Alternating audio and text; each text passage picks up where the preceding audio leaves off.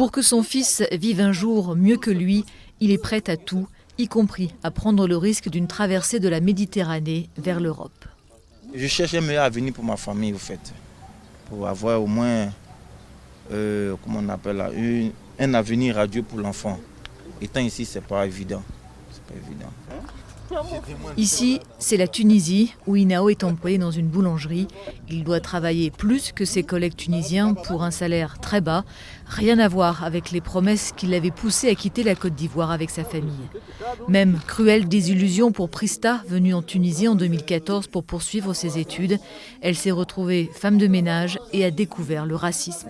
Prendre des décisions qui font mal à nos familles, d'endeuiller nos familles jour et nuit, c'est tellement difficile. C'est aux yeux d'autres personnes, c'est mal vu de traverser la Méditerranée. Mais nous nous sentons en sécurité aujourd'hui de prendre le risque de traverser la Méditerranée pour aller de l'autre côté, où on sera mieux vu, où on sera mieux traité en Europe, en Italie, en France, partout ailleurs.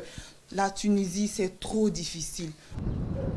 Les départs de Tunisie ont atteint l'an dernier un pic inédit depuis 2011. La majorité des candidats à l'exil sont désormais des étrangers. Selon cette association basée à Sfax, les migrants subsahariens seraient 20 000 en Tunisie, originaires surtout de Côte d'Ivoire. Quand les subsahariens arrivaient ici, ce n'était pas forcément pour la traversée.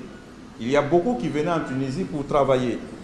Mais on ne leur a pas dit la vérité. Ce qu'on leur a promis, quand ils étaient au pays, on leur a promis des salaires énormes. Il y a certains même qui ont vendu leur commerce, qui étaient bien placés là-bas. Quand ils sont arrivés ici, ils se sont rendus compte qu'on leur a carrément menti. Difficile pour eux de s'intégrer dans un pays où la pandémie n'a fait qu'aggraver une situation économique déjà sombre. Au menu ce jour-là, une soupe à base de carcasses de dinde périmées que ces Ivoiriens mangeront entassés dans une petite chambre.